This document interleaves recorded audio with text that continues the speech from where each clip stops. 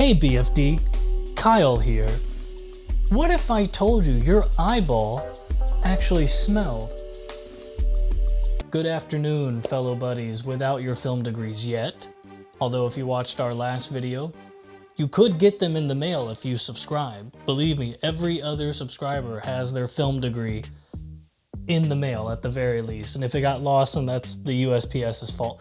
Today, I'm going to give you the top 10 rom-coms for guys.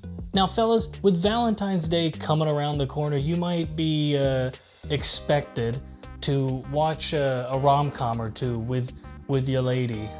And for the most part, we know all of these are bad. Just like bad movies, you're not gonna enjoy them.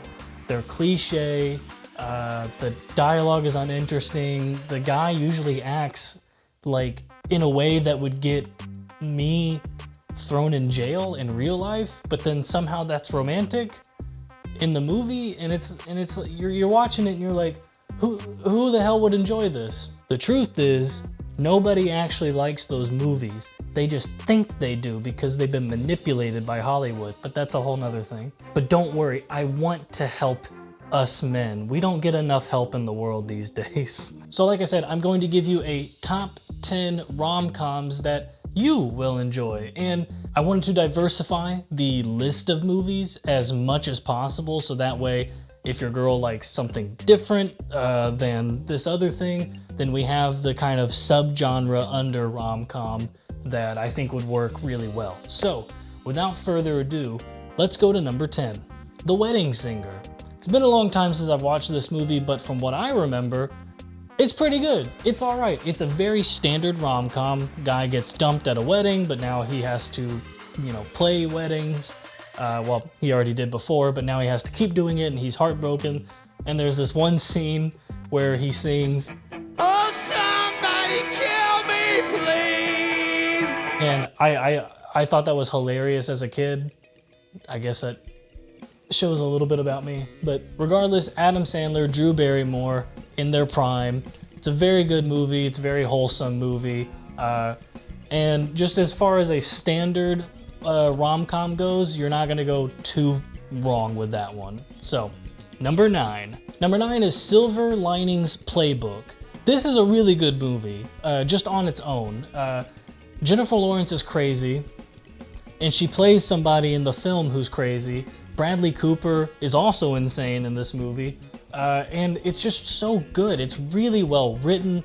The characters are dynamic.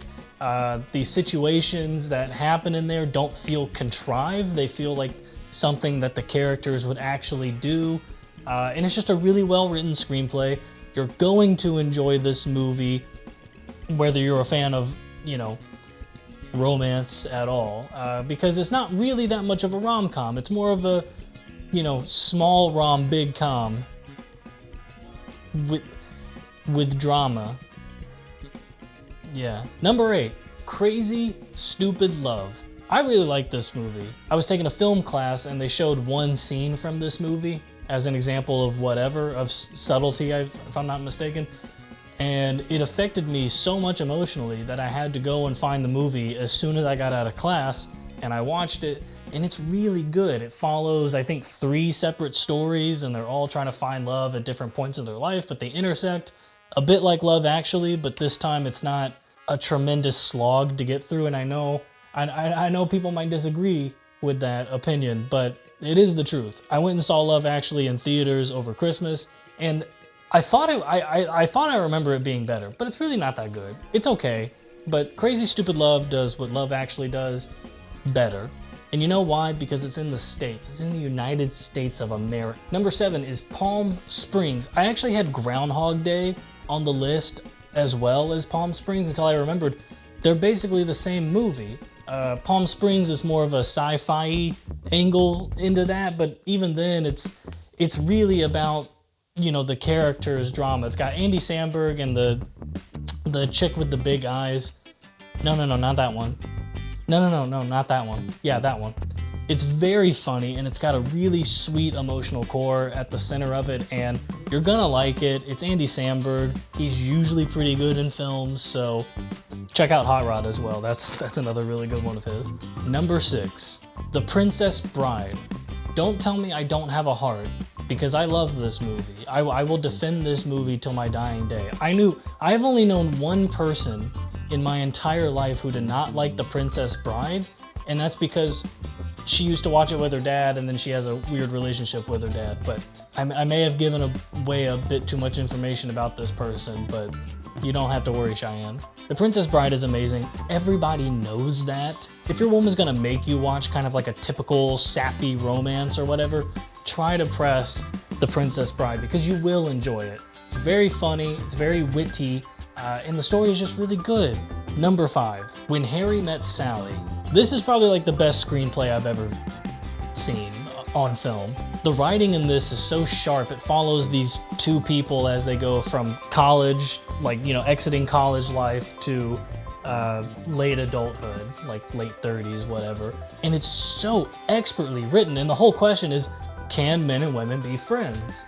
And, you know, hilarity ensues. No, it's actually really a drama. And the only thing that makes it kind of funny is the one Meg Ryan scene that everybody knows. Yes! Yes! Yes! Oh! Oh! Oh! Oh, God. Oh. I'll have what she's having. As well as Billy Crystal. I think he's very funny, and it's kind of a shame. Like, besides that and like, what is it, City Slickers or something like that, and Monsters Inc. obviously, I've never like actually seen him in a movie before. So it's always nice to get to see him act. If your woman's more of an intellectual, then When Harry Met Sally will tickle the old brain. Number 4, About Time. I just watched this movie recently and it holds up. It's probably like the 5th or 6th time I've ever watched it. Again, don't say I don't have a heart. This movie makes me feel. It's about a man who can time travel within his own life, and the whole message of the film is about enjoy each day. And that's amazing. Battery died on the mic, so this is Kyle an hour later. Anyways, yes, About Time is just a really, really well-written movie, really well acted, really funny. It's British, so it's not as good as like an American one. Funnily enough, it's actually pronounced About Time. You know. This one is probably the safest movie to pick, as both you and your girl will most likely enjoy this movie. So take with that what you will. Number 3, 500 Days of Summer. So Mark Webb was the director of this movie. He was the guy who directed The Amazing Spider-Man 1. I don't think he directed the second one, but regardless, this movie is really well written, very funny, and it uses editing in a way in which is not often used, especially in rom-coms. You're probably gonna like this one more than your girl will, for some reason, because it's really a story about finding someone who you really, really love, but who is not the right one for you. And, you know, maybe if you're dating, you know, and you're watching the movie and you go, ooh, is this us? So it's a little less romantic in that way, but still, it's probably one of the best rom-coms ever made. So much so that it's actually Chris's favorite movie. Yeah, Chris talked about this movie like 4 or 5 times within the span of a week, and so now we just tell him that it's his favorite movie, even though he doesn't talk about it anymore, like at all. It's the same way, like he really likes this one particular bar, and for like a month, anytime we were like, hey, let's go do something, he's like, you wanna go to this bar? He hasn't brought it up in like a year, but it's still his favorite bar. I don't know why I told you that. What was the point of that? Well, whatever. Zooey Deschanel, Robin, it's all really good. Number 2, Scott Pilgrim versus the World. This is a Edgar Wright directed video game, anime, comic book, comedy, romance. It's one of those like most unique movies that I've ever seen before. And again, it's because of the directing and the editing style, as well as the actual humor that's in the film. It's very much like a hit or a miss depending on who's watching it, but if you do like it, it's one of your favorites, and if you don't like it, it's because you don't get it. With that being said, if your girl likes anime, or if she likes comic books, or if she likes anything like that, if she likes Michael Cera for some reason, then she's really gonna like this, but I know for a fact that us bros will really like this. Also, this just so happens to have Ramona Flowers, who is, you know, the actual character that Mary Elizabeth Winstead plays, and that is the love of Jake's life. Not the actress, but the character. And so when you watch it, you can go, oh, that's the kind of girl Jake is into, for whoever would want to know that, ladies. Number 1, Eternal Sunshine of the Spotless Mind. If you've heard of this movie, you know how good it is. If you've watched this movie, it is one of your favorites of all time. And if you haven't heard of this movie, you're like the majority of people, I think. This is another very well acted, very well directed, very well written. The comedy works really well, even though it's not really a comedy movie. It's more of a indie sci-fi mixed with philosophical, psychological kind of amalgamation of a movie. This is really good. It's one of those roles where Jim Carrey plays a very serious person and it works really well, and it's a shame that he's actually insane.